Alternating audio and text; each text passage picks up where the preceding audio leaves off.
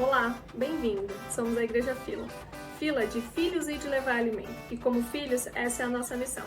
O Fila Online é a continuação da igreja agora na sua casa. Se você quer saber um pouco mais sobre a igreja, estamos no Instagram, Facebook e YouTube. Para nos encontrar é muito fácil, é só colocar @igrejafila. Acreditamos que com as redes sociais vamos poder levar a palavra de Deus ao maior número de pessoas. Deus te abençoe e tenha uma ótima reunião.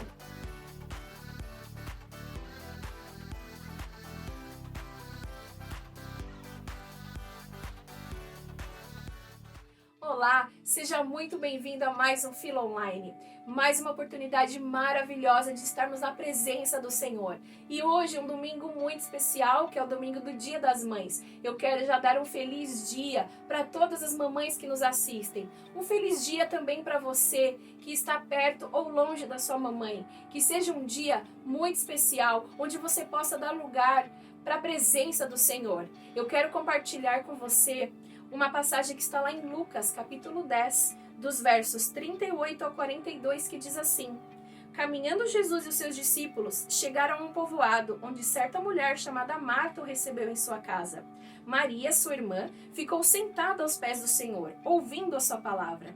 Marta, porém, estava ocupada com muito serviço. E aproximando-se dele, perguntou: Senhor, não te importas que minha irmã tenha me deixado sozinha com o serviço? Diz-lhe que me ajude.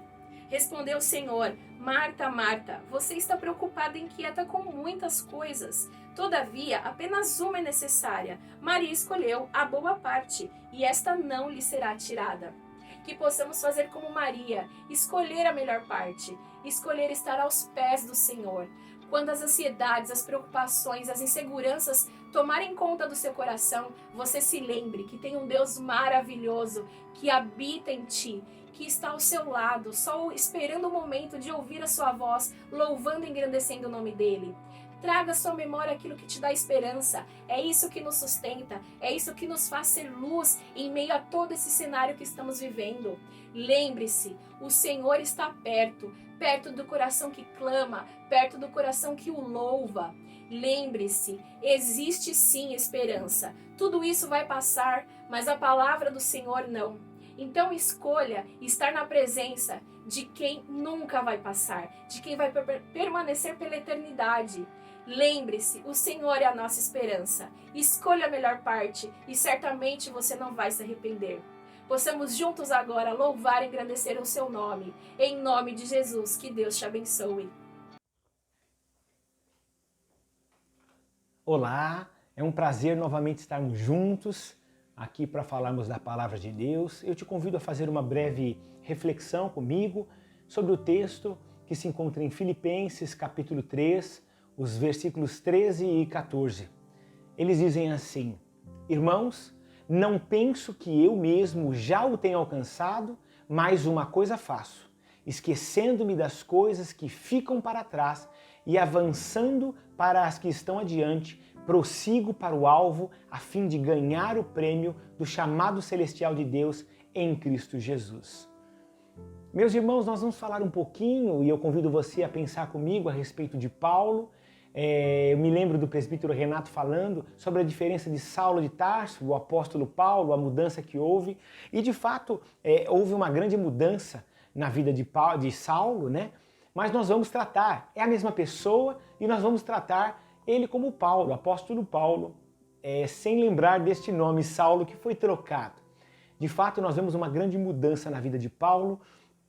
Em Atos capítulo 9, o seu encontro, a epifania de Jesus Cristo, a epifania de Deus, a presença dele, quando ela vem, nada permanece no lugar. E quando Paulo encontra a presença de Jesus, e Jesus lhe diz: Saulo, Saulo, por que me persegues? Existe naquele momento algo maravilhoso acontecendo. O relato é que Paulo vê uma forte luz, ele cai da onde ele está, e é muito legal quando Jesus nos encontra. Nada fica no lugar. Paulo tem este encontro com Jesus. Mas para falarmos um pouco dele, eu queria falar um pouco a respeito de quem é Paulo. Quem é Paulo e, obviamente, fazendo um paralelo, quem somos nós?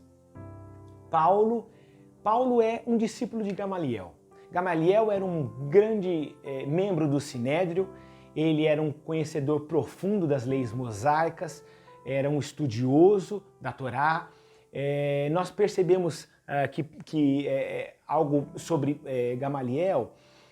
Quando nós lemos Atos, capítulo 5, versículo 34, ele faz um discurso a respeito da perseguição aos discípulos de Jesus, ele pede calma aos membros do Sinédrio, dizendo que se de fato aqueles homens, ou de que Jesus não é quem diz ser, que esta seita, como muitas outras, acabaria. E ele cita outras pessoas que vieram e que arrebataram algumas multidões, pequenas multidões, mas que acabaram assim que seus líderes foram perseguidos e mortos. Então ele pede calma para o Sinédrio, também nos mostra um certo temor de Gamaliel.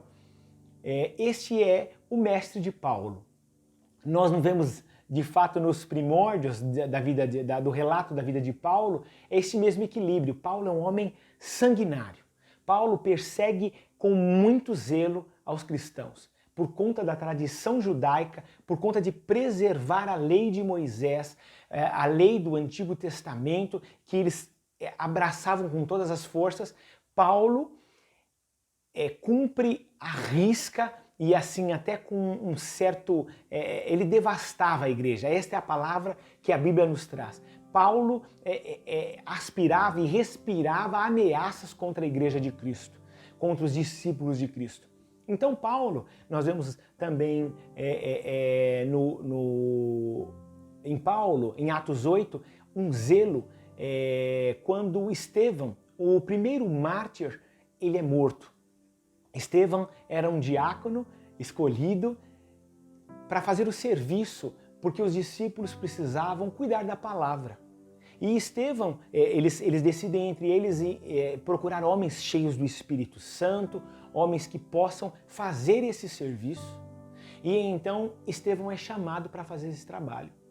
Estevão, um homem cheio do Espírito Santo, a Bíblia nos relata também que ele fazia sinais e maravilhas em nome de Jesus, um homem cheio do Espírito Santo. E quando ele é apedrejado, ele é levado e apedrejado, Paulo, a Bíblia nos conta que as vestes de Estevão são deixadas aos pés de Paulo. Ele está ali consentindo na morte de Estevão. E Estevão me traz, não tem como pensar em Estevão ou não pensar em Jesus. Quando Estevão está morrendo, ele diz assim: Pai, perdoa-lhes, porque eles não sabem o que fazem. Nós lembramos de Jesus fazendo isso na cruz. Então, Estevão de fato era um homem diferenciado e Paulo está ali, consentindo na morte de Estevão. Uma coisa também que eu gostaria de dizer, e ainda a respeito de Estevão, é que me parece muito peculiar e muito aproximado a vida de Estevão e de Jesus.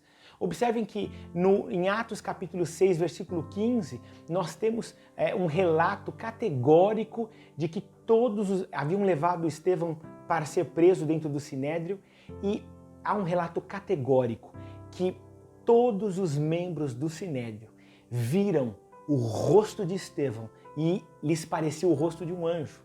Ou seja, todos que estavam presentes naquele lugar viram algo diferente naquele homem. Mas mesmo assim, eles decidiram matá-lo. Como foi com Jesus? Jesus, todos os sinais messiânicos de Jesus seguiam a sua vida. Os milagres messiânicos estavam presentes na vida de Jesus. Nós vemos que a cura de leprosos, Jesus curou 10 de uma vez. A cura de um cego de nascença. A cura de um endemoniado, surdo e mudo. Existem várias coisas que eram milagres que a tradição judaica dizia que só pertenciam ao Messias. Nós vemos em Jesus. E esses homens decidiram por não crer no Messias. Obviamente, nós já sabemos que eles aguardavam um líder político que pudesse tirar dos domínios de Roma a situação de Israel. E Jesus eles escolheram não escolher Jesus. Eles decidiram por não optar por Jesus. Exatamente como nós vemos na vida de Estevão. Uma outra coisa, Paulo, então, além de ser discípulo de Gamaliel, ser um homem sanguinário, ele era romano. Romano era uma prerrogativa muito grande, um título muito importante, no sentido de que Israel, o povo judeu, estava sob os domínios de Roma. E ser cidadão romano significava dominar e não ser dominado. Então, se usava esse título era usado por Paulo nesse sentido, para que não houvesse sobre sua vida domínio. Então, ele levava isso como um título. Nessa semana passada, eu pensando e orando a Deus sobre o que nós falaríamos, eu tive um sonho. Durante a noite toda, eu sonhava com a palavra de Deus em que Paulo diz aos Filipenses, exatamente o que nós lemos no capítulo 3, falando que ele considera todas estas coisas, ele diz respeito a muitas coisas da sua vida como esterco. Nada disso tem valor diante da grandeza de Deus. E essa palavra ficava na minha cabeça, o que significa esterco, e Paulo dizendo, isso tudo eu considero esterco, e me vinha também à mente que o esterco é o lixo, sim, é o que sobra, mas é também algo que aduba a terra, é algo que faz nascer, é algo que ajuda no processo de frutificar, de fertilização. E quando eu acordei durante a madrugada, porque minha filhinha acordou também, aí fui socorrê-la, cuidar dela, voltei a dormir, pensei de novo, sonhei novamente, acordei a segunda vez e voltei a sonhar, uma coisa muito intensa. E logo pela manhã, quando acordei, eu abri aleatoriamente o WhatsApp e recebi um vídeo que falava, depois olhando no YouTube, recebi um vídeo que falava exatamente sobre Filipenses 3, nos versos 13 e 14, que falam que Paulo, deixando tudo para trás, segue para o alvo. E aí então, como eu sempre faço, eu gosto de ler o contexto e fui ler os versículos que antecediam, o capítulo anterior, o capítulo posterior, e eu encontro exatamente em Filipenses 3 a passagem. Eu não lembrava, quando eu sonhei, eu não lembrava que estava em Filipenses 3 e recebi, foi o primeiro vídeo, o primeiro texto que eu abri pela manhã, depois do sonho. E aí na hora, falei, Senhor, obrigado, porque o Senhor tem testificado a tua palavra. Então, eu gostaria de falar sobre isso com você. O propósito da vida define nossas atitudes. O propósito da vida muda quem somos e muda também o que é importante. Então, Paulo tinha em si um propósito que estava cegando ele para a verdade, mas de fato era um propósito. Como aqueles homens que eram membros do Sinédrio também tinham um propósito de perpetuar a lei de Moisés, de permanecer no comando de todas as coisas. Observem que se Jesus é considerado o Messias, em tese nada mudaria para eles fisicamente neste mundo. Como nós, eu e você, somos salvos pela graça de Jesus, mas permanecemos no mundo. Permanecemos com as nossas lutas. Agora, nesse tempo de confinamento, por exemplo, nós vemos muitos servos de Deus que foram acometidos do Covid. E nós percebemos que Deus cuida de nós. O fato de sermos de Jesus não quer dizer tirá-los do mundo, mas como nós vemos Jesus dizendo, eu intercedi por você, Pedro. Então, nós temos o favor de Deus em nós. E nós percebemos que o propósito da vida muda as nossas atitudes. O propósito de Paulo era perseguir para perpetuar a tradição, a lei mosaica. Então, eu pergunto para você, quem foi você no passado? Onde você estudou? Qual foi o nível de intelectualidade que você atingiu? O que você conquistou? Isso é quem você foi. Outra coisa é quem você é. Como você está vivendo, como você se vê, como as pessoas veem a nós, como as pessoas veem você. E a terceira coisa é quem você gostaria de ser. Talvez aonde você almeje chegar, o que você tem de planos para o futuro, qual é o legado que você pretende deixar nesta vida, ou quando talvez as pessoas falarem a seu respeito, o que elas dirão. E fazendo esse paralelo com a nossa vida, eu penso que Paulo tinha uma vida, uma história até o encontro com Jesus. Como nós falamos, ele era cidadão romano, ele era um homem que conhecia também a palavra, ele conhecia a Torá, ele conhecia. Ele era, inclusive, muito zeloso. Ele fala no próprio Filipenses a respeito de todas as prerrogativas que ele deixa para trás, sabendo que ele era zeloso, que ele perseguiu a igreja por amor e zelo à tradição. Nós vemos isso e eu pergunto para você, essas coisas, elas fazem a diferença? Paulo via o seu passado, agora no encontro com Jesus via o presente e pensava no que seria o futuro. E nós também podemos pensar isso. Eu gostaria de trazer 3 etapas deste encontro que nós podemos ter com Jesus no caminho e que Paulo teve também. A primeira coisa é que você pode estar vivendo exatamente o que você quer viver, um propósito. Um propósito, e eu não vou questionar se esse propósito é o certo, se esse é o propósito que Deus tem para a sua vida, mas um propósito. E muitas vezes, por conta do propósito, estamos cegos. Estamos tão focados naquele propósito que esquecemos de que coisas são coisas quando não estão nas mãos de Deus. Paulo tinha muitas coisas, mas o propósito não era o que Deus tinha para ele. Então, a primeira coisa é, se onde você está, você vive, ainda não teve esse encontro e de repente hoje é o primeiro dia, ou a primeira vez, ou é o primeiro encontro que você tem com Jesus. E Ele muda a sua vida, Ele abala as suas estruturas. E você pode pensar, o que eu vou fazer daqui para frente? Talvez você esteja na segunda etapa. Você viveu uma vida, você está sendo confrontado já neste propósito.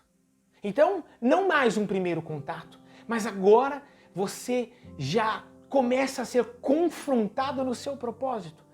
E começa a ver que não é exatamente aquilo que você pensava ser o certo e que é o certo, como Paulo. Quando ele encontra Jesus, Jesus diz assim, Saulo, Saulo, por que me persegues? Ele percebe que ele está no caminho errado e ele diz, quem és tu? Eu sou Jesus a quem tu persegues. Algo muito maior do que ele o confronta. E é ali, os seus olhos são fechados, não há mais como permanecer da mesma forma. Então, talvez você esteja vivendo essa segunda etapa e sendo confrontado por Deus, confrontado por Jesus a respeito dos seus propósitos. Ou ainda, talvez você já esteja na terceira etapa. Você já entendeu sobre a sua vida do passado, você já foi confrontado por Jesus, mas agora que vive no propósito, algumas coisas do passado batem à sua porta. Porque é uma coisa muito interessante. Eu imagino que Paulo fosse confrontado muitas vezes pelo seu passado. Nós observamos uma grande desconfiança, em princípio, dos discípulos, que eram levados, dos servos de Deus que eram levados a serviço para Paulo. Quando Ananias vai até ele, todos eles dizem, Senhor, este é aquele que persegue os cristãos. Talvez haja uma desconfiança de você, ou uma desconfiança sua mesmo em relação ao seu passado. E Jesus trouxe uma consciência muito limpa para Paulo a esse respeito, e é sobre isso que eu gostaria de falar com você. Eu sei que talvez você não tenha tentado, mas eu estou num cenário aqui, com alguns quadros atrás, de um filme que eu gosto muito, que chama Back to the Future, De Volta para o Futuro. Eu vou falar um pouquinho sobre o filme, e não acredito que vai estar dando spoiler, porque esse é um filme de 85, então se você não assistiu, você pode assisti-lo, facilmente você encontra. Eu tenho tudo que pude comprar, nós compramos De Volta para o Futuro, eu sou realmente um grande fã do De Volta para o Futuro. E este filme faz menção a respeito de um jovem que conserta o passado e o futuro. Ele vive, Michael J. Fox, ele é o Martin, e ele busca consertar alguns erros do passado, dos pais, para que no futuro eles fossem diferentes. E depois, quando ele volta do passado e parece que está tudo resolvido, algo acontece com seus filhos no futuro, e ele vai para o futuro para resolver a questão dos seus filhos. E depois no terceiro filme, e eu tive o privilégio de assistir 2 desses filmes no cinema, eu estou ficando velho, Eu vi, por exemplo, De Volta para o Futuro 3, onde ele vai socorrer o Dr. Emmett Brown, o doutor está no Velho Oeste, e é muito legal o filme. Mas a questão é que ele está sempre tentando consertar algo que está lá atrás e não consegue viver o presente. Eu gosto muito desse filme, acho legal, acho fantástica a história. Aliás, eu diria até, não estou fazendo uma apologia ao filme, mas gostaria de dizer que é uma coisa a se pensar quantas vezes nós não desenvolvemos o presente porque estamos tão apegados ao nosso passado ou tentando resolver de fato tantas coisas que estão lá atrás e não conseguimos ver. Ou nos conformamos com situações. Eu não consigo ser assim porque no passado eu não pude estudar. Eu não sou ninguém porque lá eu não consegui fazer uma faculdade. Ou você vive no futuro, eu preciso fazer uma faculdade porque se eu não fizer, eu não serei ninguém. Eu preciso trabalhar em tal empresa. E o chamado que Deus nos faz hoje é deixando para trás as coisas que ficam. Eu prossigo para o alvo. Lá, irmãos, não penso que eu já o tenha alcançado, mas uma coisa eu faço, diz Paulo, esquecendo-me das coisas que ficam para trás e avançando para as que estão adiante, prossigo para o alvo. Existe um alvo, um propósito nesta vida. E eu convido você a ouvir sobre esse propósito. A vida, ela é para ser vivida da melhor maneira possível. Esta vida aqui, ela é um chamado de Jesus para sermos seus imitadores. E há uma beleza, uma graça muito grande nisto. Quem não vê ainda não teve um encontro com Jesus. A nossa vida, por mais que nós nos perdemos muitas vezes em tantas coisas, em tantos afazeres, só tem um significado.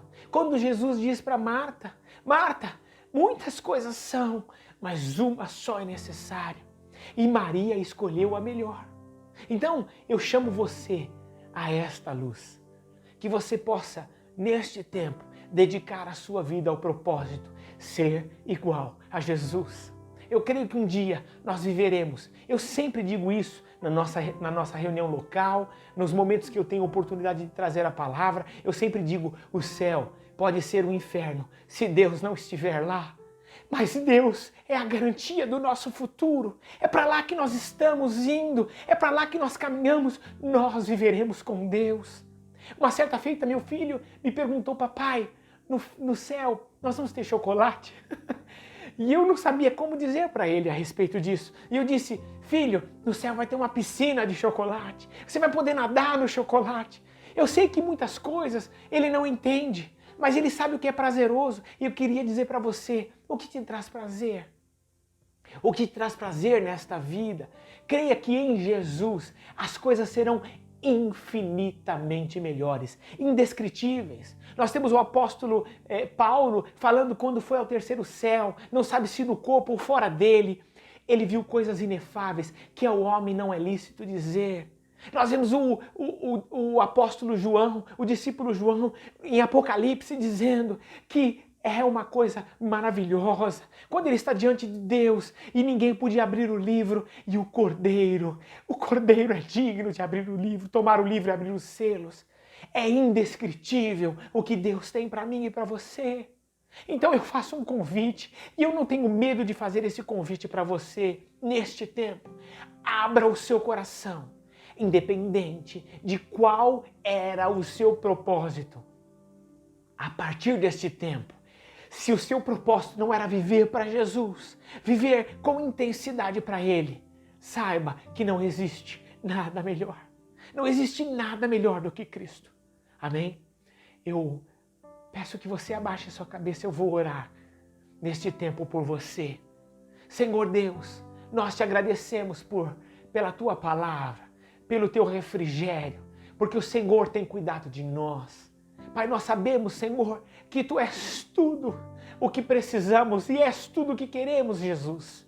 E nós te pedimos que o Senhor toque cada coração neste momento.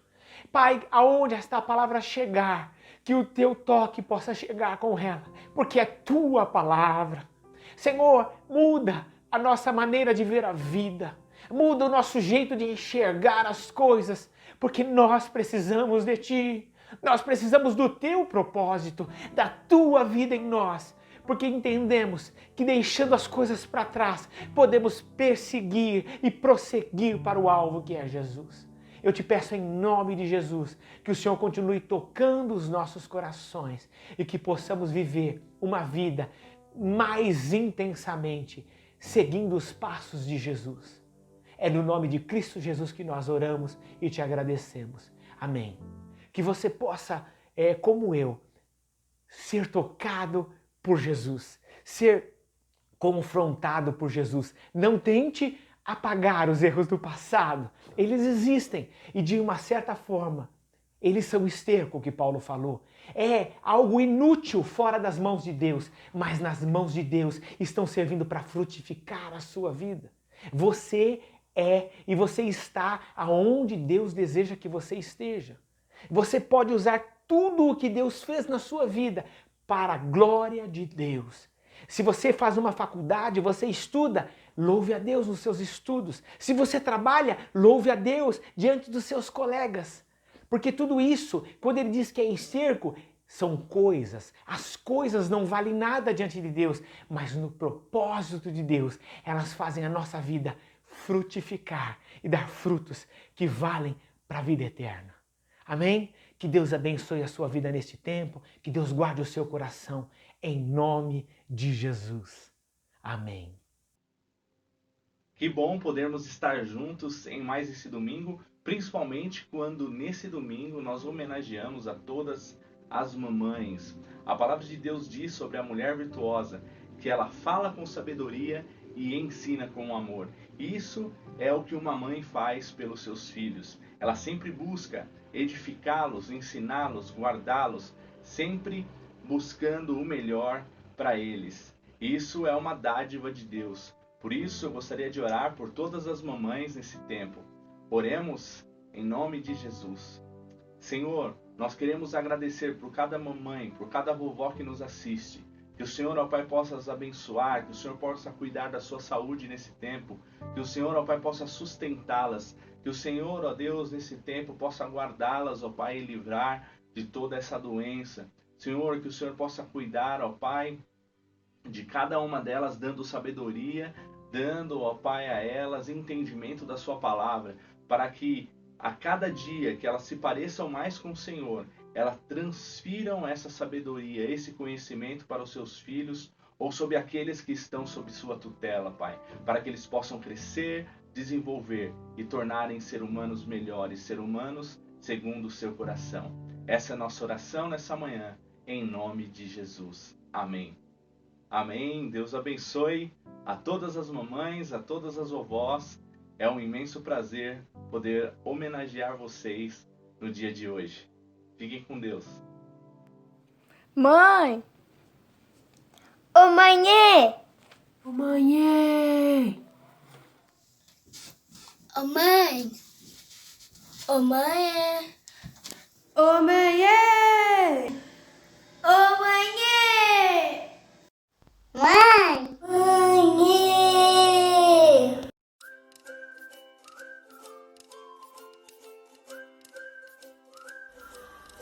Mãe, é tudo de bom! Ai, alegria! Mamãe, deixa eu ver. Mamãe Mamãe, é é muitos beijinhos. Manda beijo. mãe, é melhor amiga. Mãe é carinho. Mãe é a Mulher Maravilha. Mamãe, você é uma guerreira. Eu te amo muito. A mãe é meu amor. Mãe é toda segura. Mãe, é sempre ter um colinho. Mãe, amor. Mãe é risada gostosa. Mãe é sabedoria. Mãe é sabedoria. Mãe é abraço quentinho. A mãe é linda.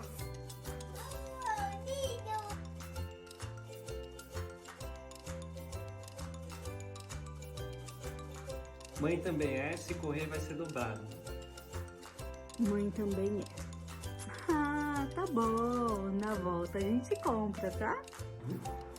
Mas mãe também é. Vou contar até 3. Mãe é. Onde, com quem e que hora vai voltar? Mãe também é. Se eu for aí encontrar... Mãe também é. Em casa a gente conversa. Mãe é sempre ter uma comida gostosa. Para todas as mães, desejamos um Feliz Dia das Mães! Deus abençoe, vocês são importantes para Deus e para nós.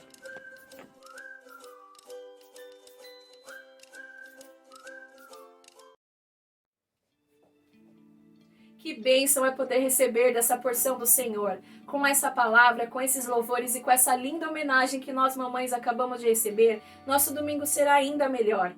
Nós chegamos ao fim de mais um Fila Online, mas eu quero lembrar para você que tem um pedido de oração, compartilhe conosco através do oração@igrejafila.com.br. Nós temos intercessores prontos para clamar a Deus contigo.